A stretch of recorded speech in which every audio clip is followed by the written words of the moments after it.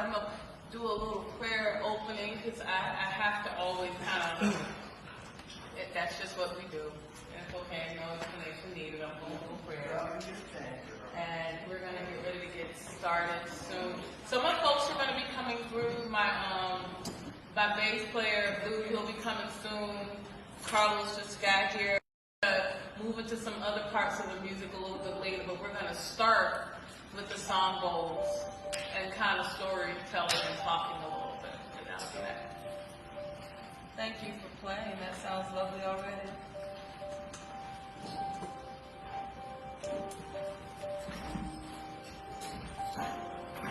I'm just kind of hugging that a little bit.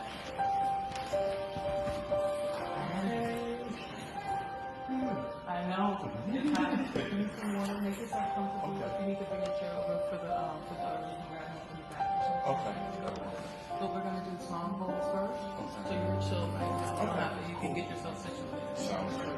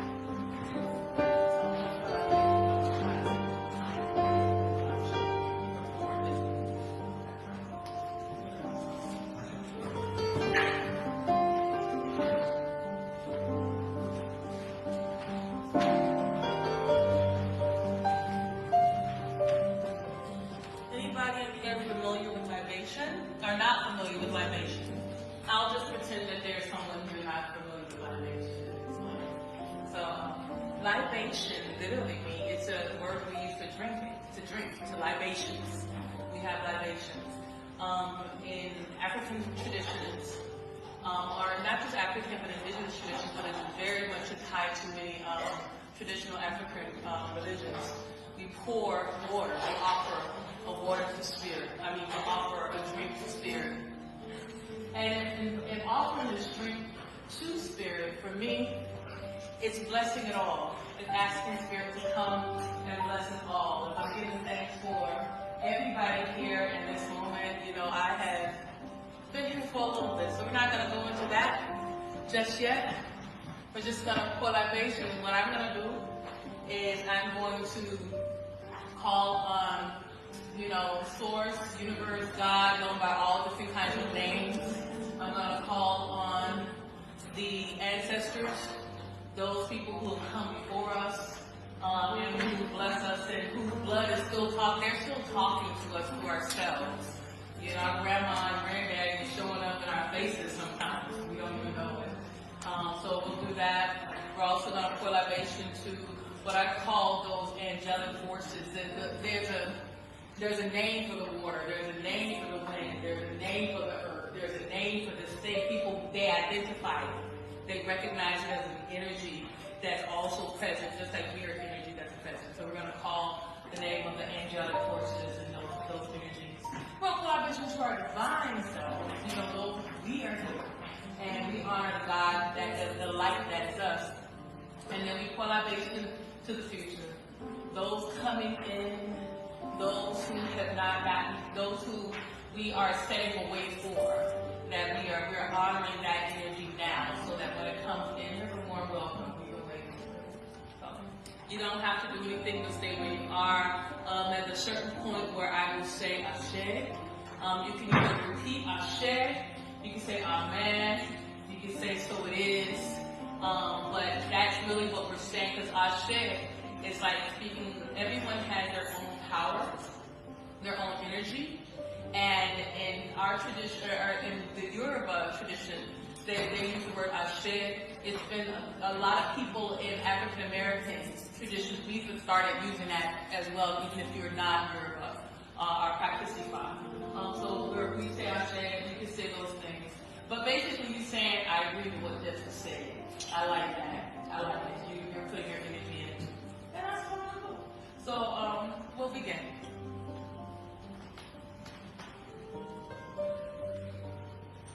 Mother, Father God, we give thanks and praise for this opportunity to come together this evening as we call the name of the Most High, known by many different names: Olodumare, Olodumakuma, Allah, God, the omnipotent one, the beautiful one, the one whose name can never be named. And to name the name is to limit it still, so it can never be named. We pour libation to that divine energy and life force flowing through us, flowing into this place, going ever onward into the light, that which started and that which will continue. So if we pour libation to that energy, do you agree with that? Please say Ashe. And then we pour libation to the angelic forces, known by many different names. Some call them the angels, some call them the Abasun, some call them the Neteru, some call them the Orisha, some call them the Loa. There are many, many different names. The sense that the fairy, the light beings, all of these energies that represent the air, the fire, the water, the earth, the elemental forces of this earth that we are all connected to and one with.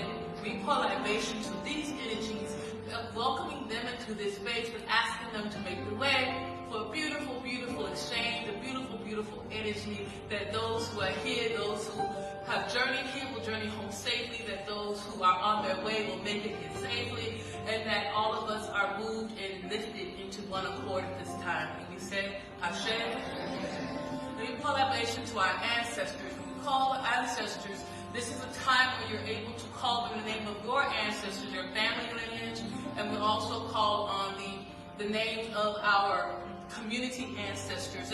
But we're going to call on our family first. So we want to put libation to those who came before us, whose DNA, their blood forms warm through us, who their memories continue to speak through us.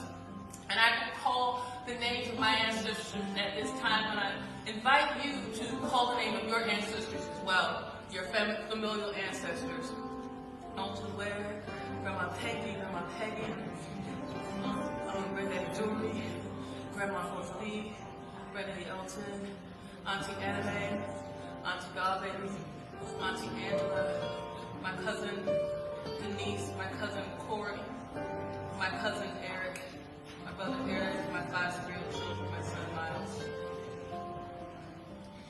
And as we call on the name, when we call on the name of them all, asking them to come stand with us, to rejoice with us, to be with us at this time, bringing their light to bear in this space.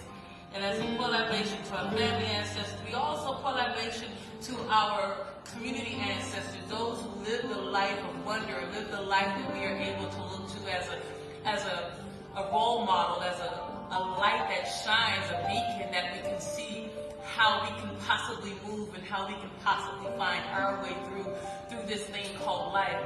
So as we call on the name of these ancestors who are our community ancestors, who are our kinship group of choice, but also of the light.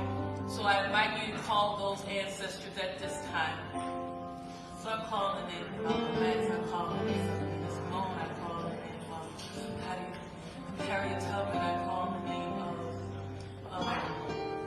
Miriam Makeba, I call the name of Maya Angelou, I call the name of all the elevated ancestors whose name we do not know. But we're not calling at this time. We say Ashe, we say Ashe, we say Ashe, we say Ashe, we say Ashe. And as we call the name of our ancestors, I pour libation to those who made their way to come here tonight.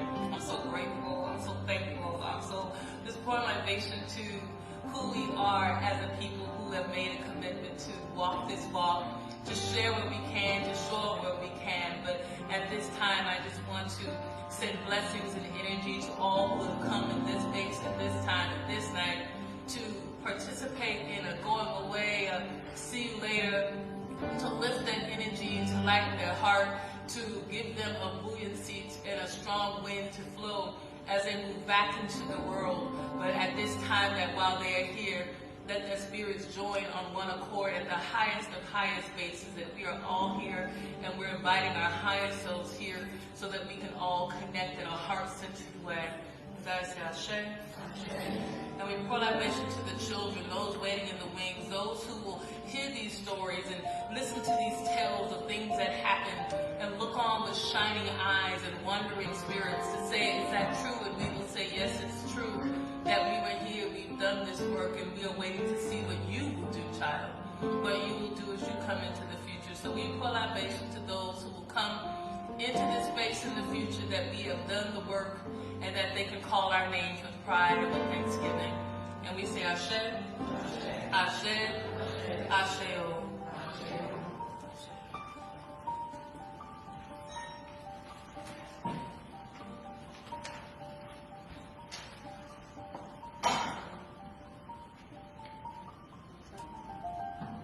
All right.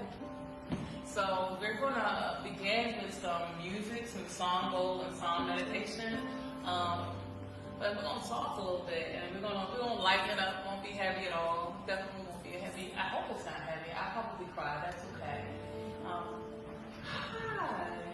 Looking at faces. Oh my God. Hello. Yes. Looking at faces and people that I'm seeing coming through the door. I'm so grateful that you all made it here. It means a lot to me. It means a lot to me to be doing this. So, who knows does anybody, there's probably one person that knows. When I came to Baltimore, anybody know when I came to Baltimore? Anybody here know? Anybody have an idea? Throw something out there. In a van. 2003. You must have saw the first for the post. That's what I said. So on Facebook, I've been doing like this little thing of when did I come and what started and that, kind of the journey of being here. I moved up here 2003. I came in 90. I came back to Brazil. We went to Brazil. We were in Brazil for about 6 months. And we were coming back, and instead of going back to Florida, the idea was like, why don't we go to DC? And I was like, well, okay, why not? We went to DC, and I started working in Baltimore in 2001, and we wanted a home, and DC, homes, Baltimore. DC, Baltimore. And Baltimore went out, we came here, and that was a different life ago, like that whole thing. So, been here for a minute. Some people think I'm from here. Any of y'all thought I was from Baltimore? It's all good. I'm not tripping. You thought I was from here? What made you think I was from here? I think the way how you really connected and people knew you and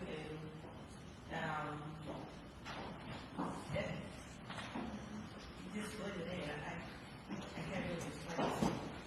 It's all good. I was just curious because, thank you. What you gonna bring it down? Yeah. For this part, yes, sir. But Baltimore, believe it or not, people who are not from here know this. Most of the people who are from here don't know this. But Baltimore's country is cornbread. It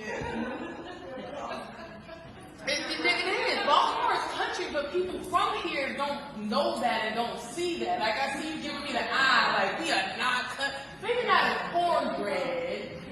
I'll keep the cornbread. I'll leave with the country.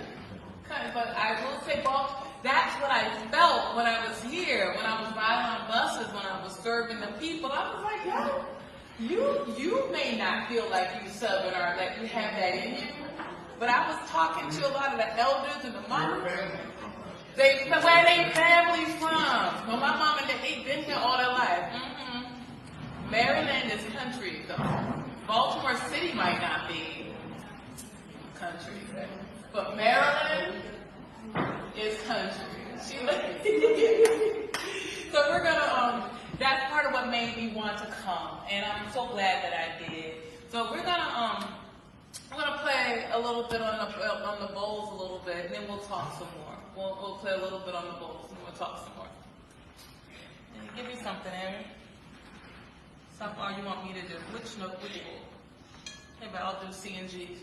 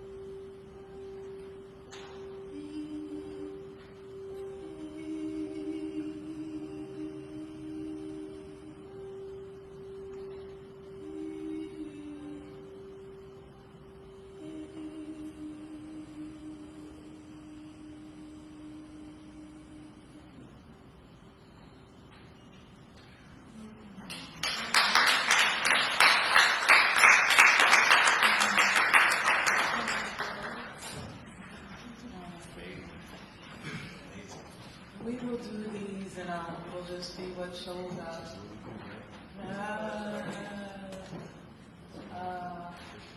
So it's kind of what shows up. Hi, Christian. You look gorgeous. Oh my goodness. So, who knows where I'm going? I've told you all where I'm going, what I'm doing. I'm leaving on a jet plane. Don't know if I'll be back again. In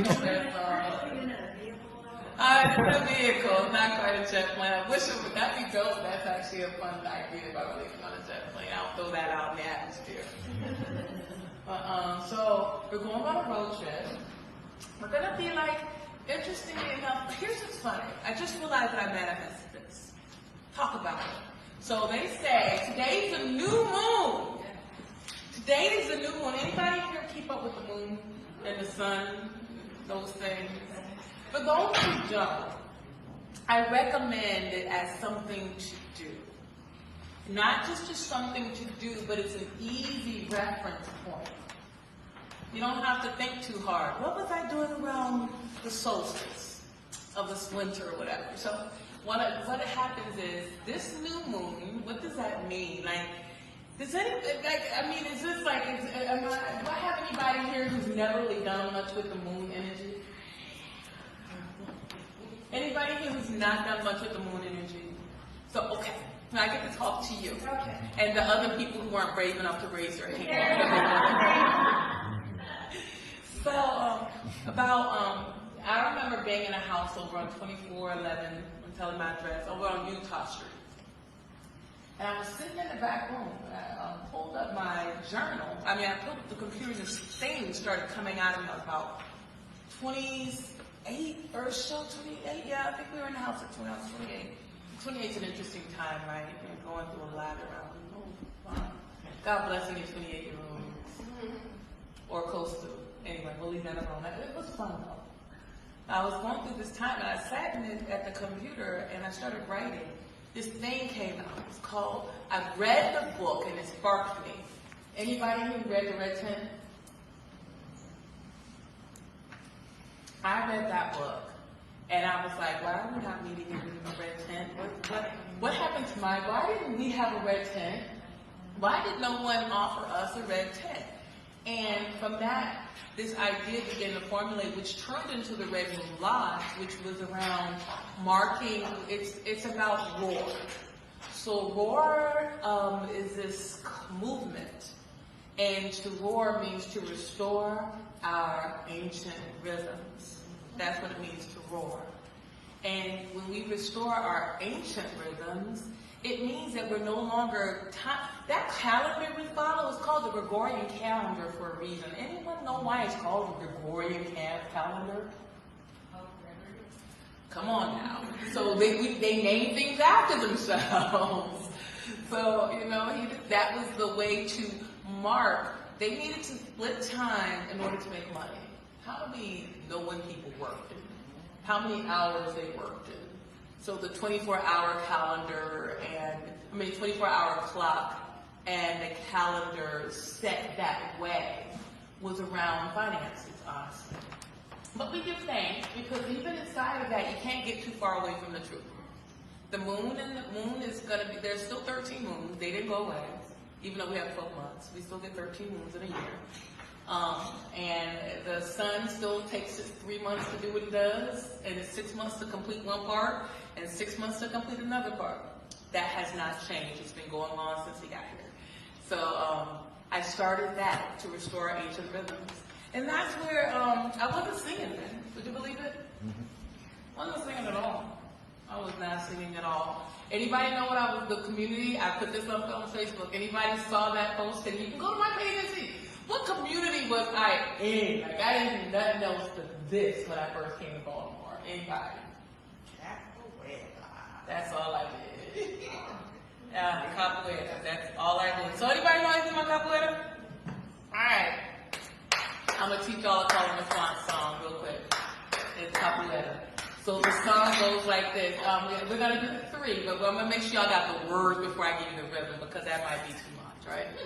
The words are simple. I'm going to give you the simplest song that we teach everybody. And it goes like this. OCCC, oh now, now, now. OCCC, oh now, now, now. Can you repeat that for me? OCCC, oh now, now, now. OCCC, oh now, now, now. I'm sure like there's no one, if you don't know what it means, it literally means yes. Oh yes, yes, yes. Oh, no, no, no. And the philosophy is that's life. Yes and no. That's just what it is. And so we would sing the song. It goes like this. You repeat after me. Oh, see, see, see. Oh, now, now, now. Oh, see, see, see. Oh, now, now, now. Oh, see, see, see.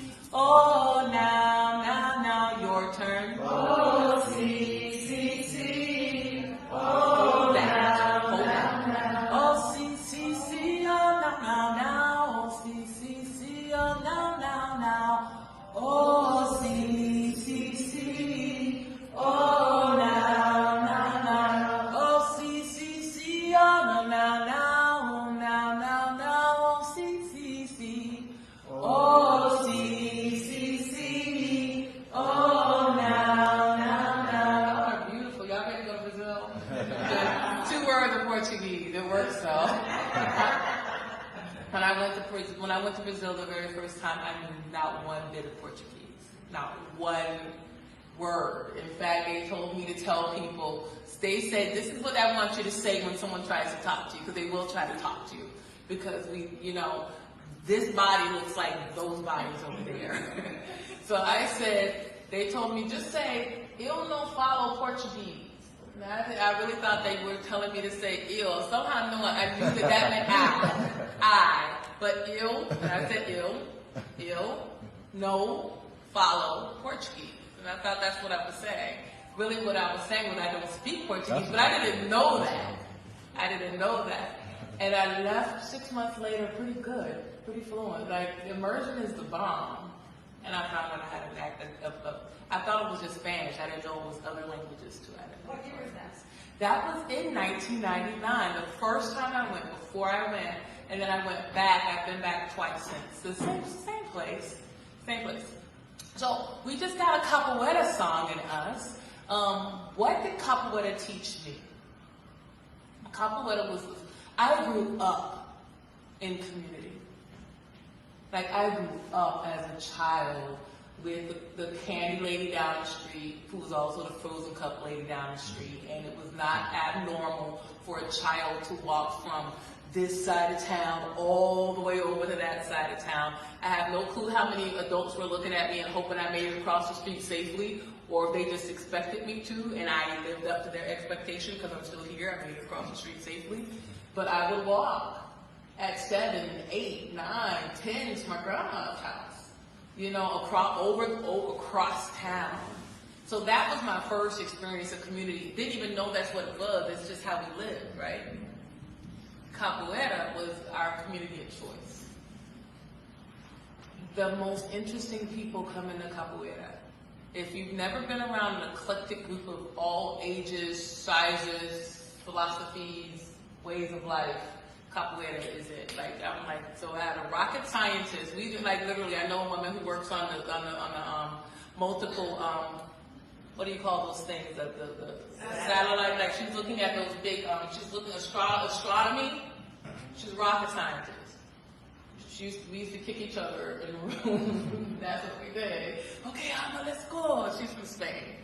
And that's capoeira. You have the person, then I had another friend of mine who now lives in Baltimore. We call him Countryman, that was his name. He knew how to survive. He was a survivalist. So he's the one that taught us how to live out inside and bury ourselves in the dirt and find food and smoke your clothes and do all this other stuff. So that was capoeira community. And I didn't know the gift of that community because it was hard. We were mean. We could be mean to each other and take it out on the floor. And there were all these philosophy clashes and all that other stuff. And here I am now, years later, and most of us have children that we raised. And we're like, whoa, we did something special. And it's an international organization. So capoeira was my first foray into building a community and what that looks like. Then I got to Baltimore. Things changed. You want to play some more music with me? Come on. Let's make another song. We're going to make another song. I want y'all to play the high notes. We'll do the E, the E and the B.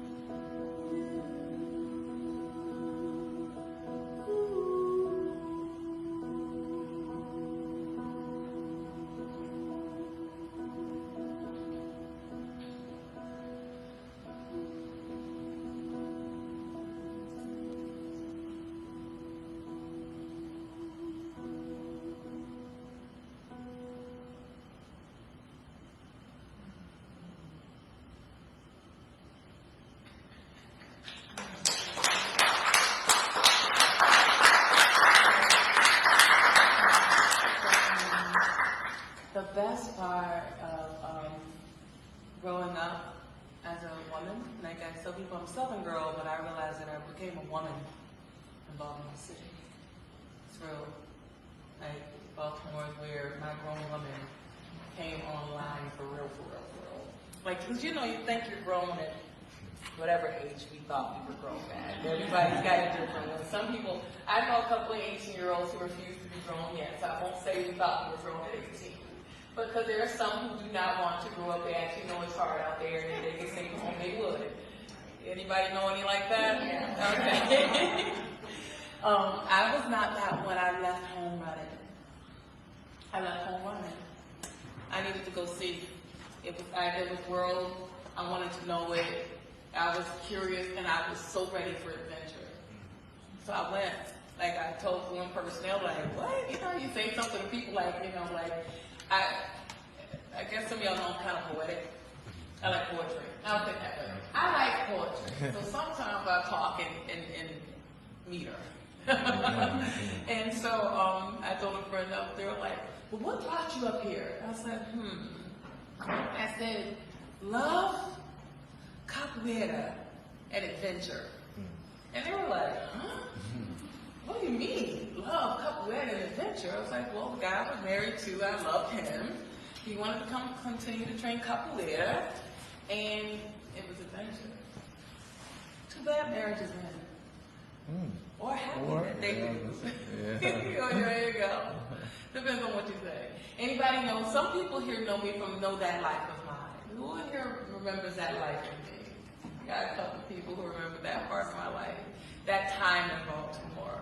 It was interesting, right? And they know, those people know that I was not singing, not as a thing to do, until that thing happened. I had to go find my happy. And I didn't know how happy music would make me. I had no clue. Because I sang, but I sang, you know, it was just what I did. It was just like air, you know, like most singers, if you've been singing for any amount of time, you kind of like, that's just kind of what you do. Like, you la la la a lot. And most people tell you to hush. Because you la la la and all over the place. you la la la all over there, la la la. Yeah, you're la. Like, you were driving me crazy. And so, you know, that was my childhood. And in fact, I come from a very musical family. Excuse me, everyone. You do me a favor? Can you check in with Blue? Okay. Thank you. Your phone's in the hallway, right? Yes. Thank you. Growing up in a musical family, I was not the one who had the best voice. Because I wasn't a roller. So, the church that I grew up in, I grew up in the church. And the church that I grew up in was one of those, it's best if I demonstrate it to really give you an understanding. But those who know what I'm about to do already know what I'm about to do. That was my church. Yeah. That's how I grew up. And so the songs and the way you had to sing was real particular. Like, you know, people would feel you if they felt you. But there were certain people who would get up and sing and shut the whole church down. You might get an all bless her heart.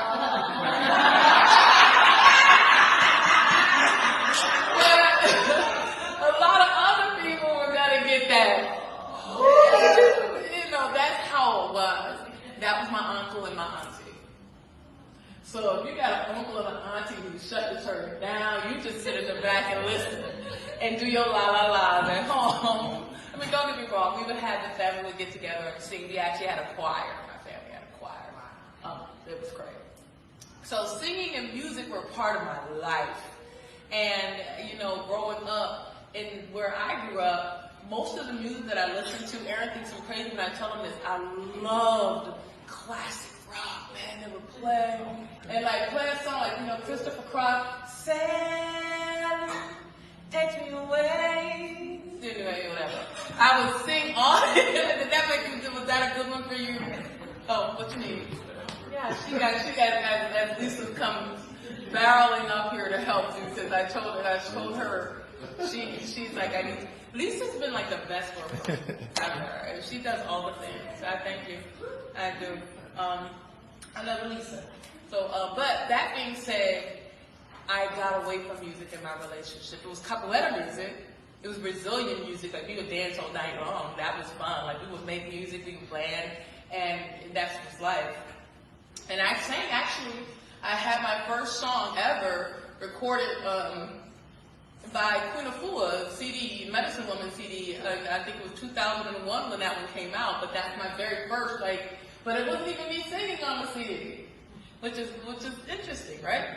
But it was still, I think if I were to ask her now, she'd probably tell me, as she did then at that time, it was one of the songs that would transform people. It's called I Wrote a Letter to Myself. I'll probably do it tonight. I did that song.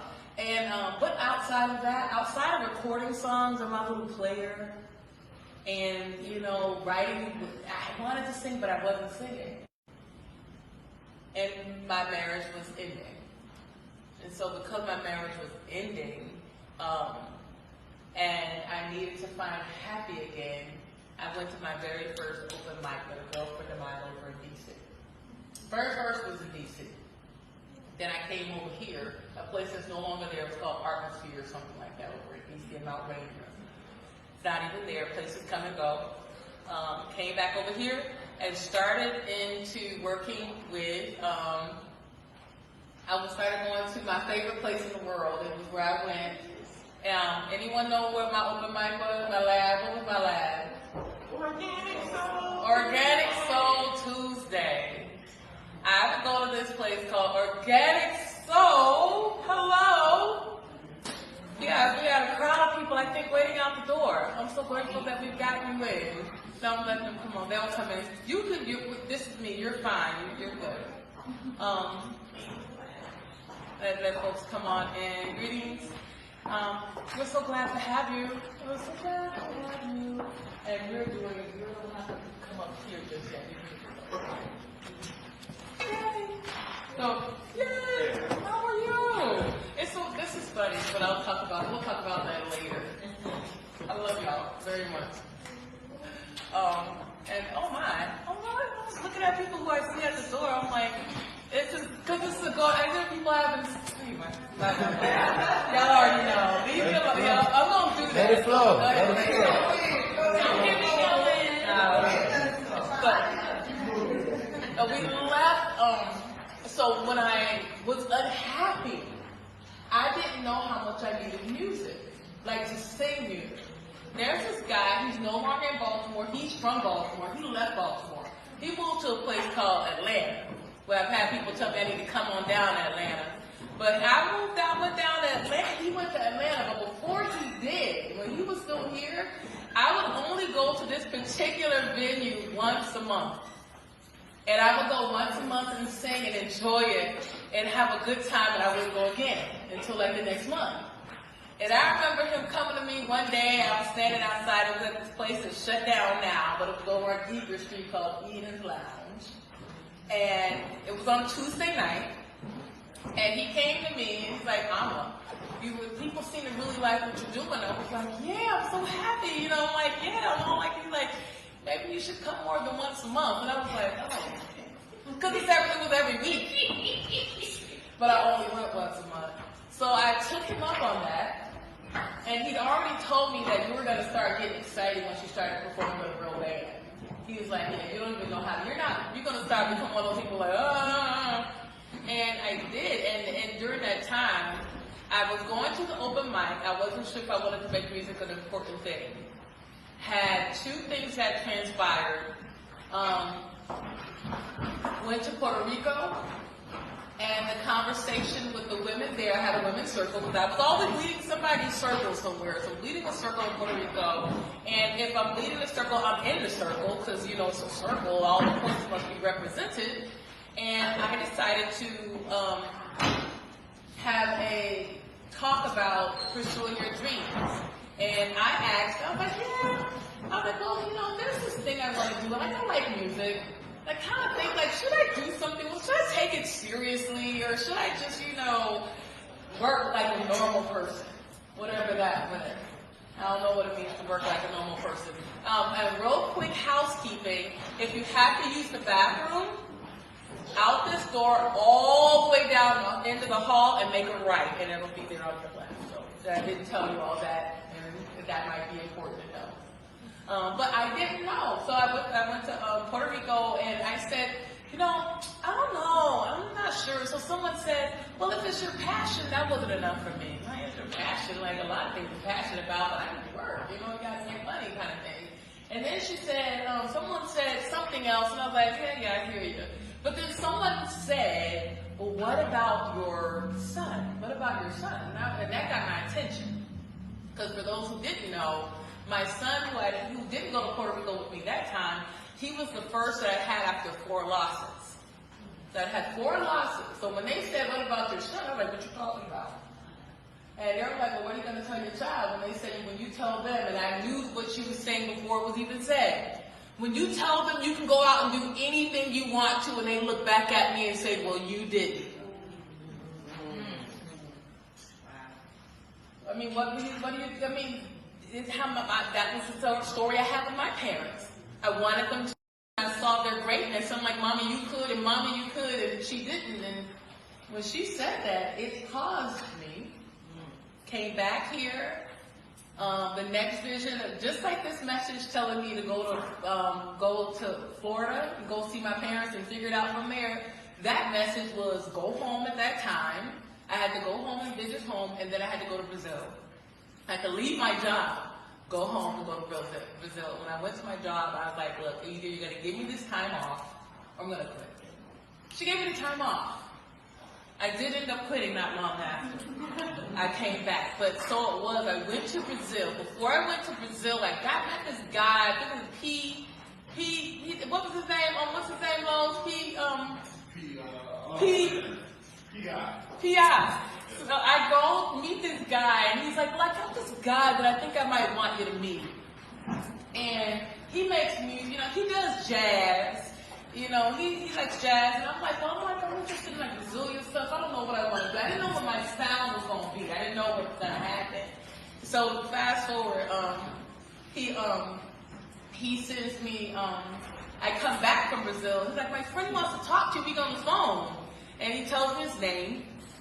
My name's Carlos Brickhouse. What's a great name? Brickhouse. You know, Brick. Anyway, you can't tell me that. Anyway, like that's like the most powerful name ever, right? And here's the thing. When I started working with Carlos, and he was doing this Brazilian, we get on the phone, he's like, well, I like jazz, but I kind of like Brazilian jazz. I'm like, you do? I just come back from Brazil. Of course I wanted to do this. So we get together, and it was me and him and a gang of percussionists. It was me singing, him playing guitar, and we had this cat over here, Jason Harris, and about 4 or 5 other percussionists. It was Rashidi Robert, who else? And Chris. And wasn't anybody else? I'm not trying to give us more people. That was the first gig. Okay. So that was the first gig. There were others, okay, because I talked to Kevin every once and again. But that being said, we started gigging.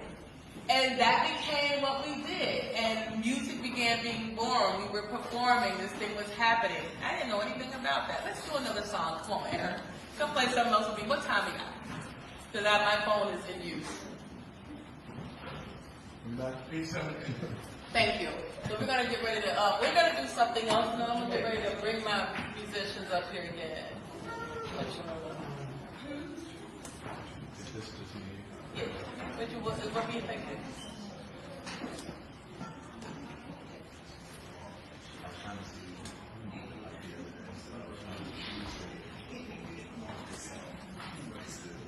Yeah. So we'll do another bowl. Okay, we're gonna do another bowl song, and then we're gonna get ready to move the bowls and bring the rest of the band up. All right, bring up the rest of the band. All right. Okay.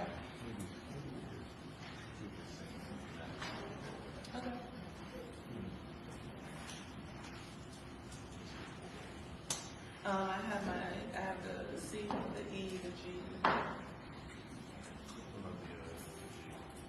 Okay. I don't have to eat. I have to eat. What do you want? Oh, that's fine.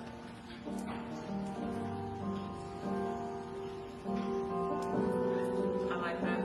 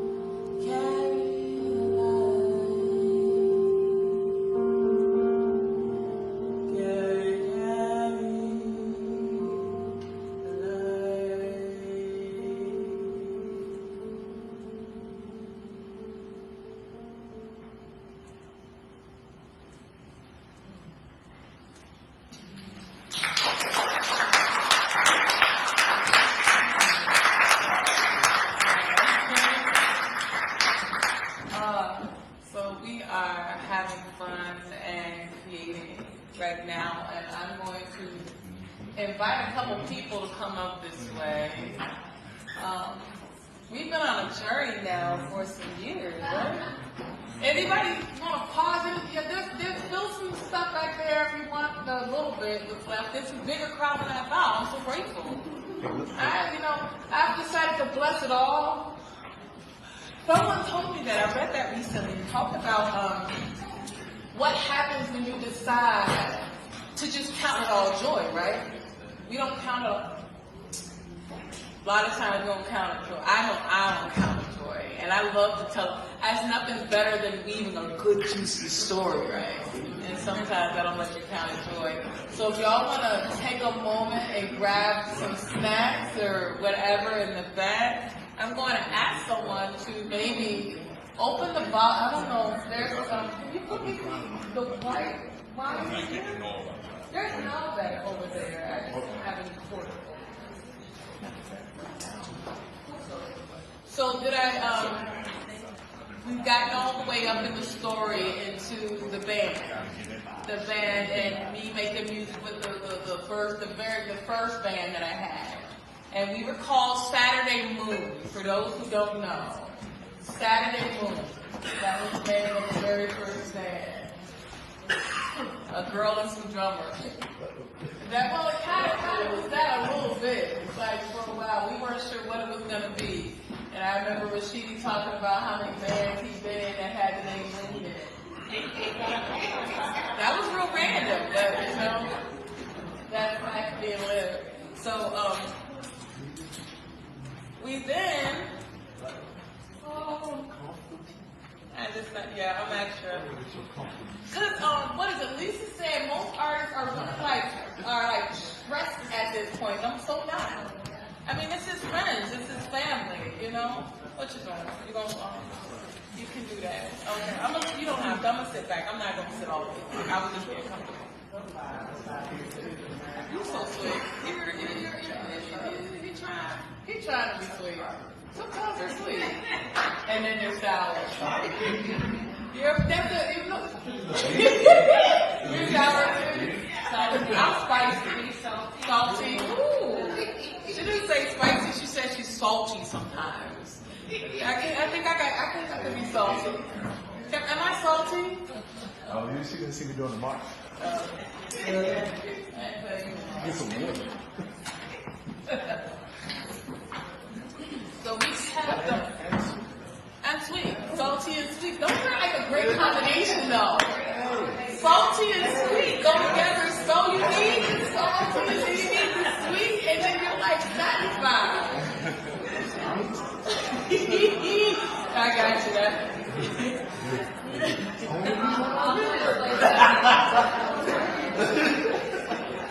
It's like kettle corn.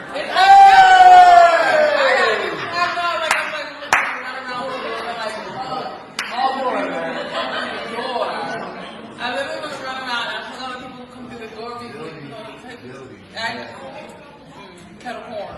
I'm your kettle corn. Because I'm bold. I am salty. I'm every woman. It's all with me. Whatever you want. I got them all. I can bring out all the flavors. I have many colors in my crayon box. That's one of the things we talk about. I talk to people. That's one of my sayings when I think about emotional intelligence and helping people to work with their emotional intelligence. Many people only have like 5 colors in their crayon box. So they're like, I'm happy, or I'm sad, or I'm mad. They only have a few colors. I got like their color. Like I can be happy and sad at the same time. It's like weeping. Like it's crazy. Anyway, I think they call that like, I don't know what color that is. It's like puce, I don't know. I have the random colors in my color box. Don't mind. I was leaning back because, you want to make sure y'all can hear. It's okay. Thank you. There goes they are. So we're going to see who knows Amma from Organic Soul. I got a couple people who know me from Organic Soul. In fact, Organic Soul originated, look, I remember telling her, she was the host of that. For those who don't know, she is one of the most prolific poets in the city. Like, she's sincerely.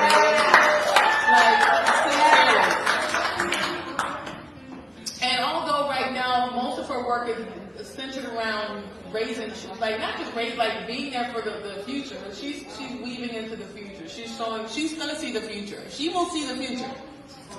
Well, this is true.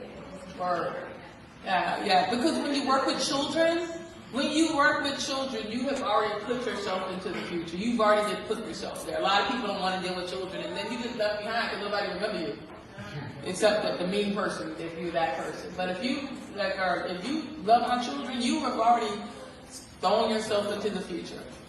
But I was working there, so we got people who remember me from Organic Soul. We did a lot of gigs all over the place. And then life changed. Hey, Bailey. Hey, Bailey. Hi. That's when life changed. That's when life big time changed for me. Yeah.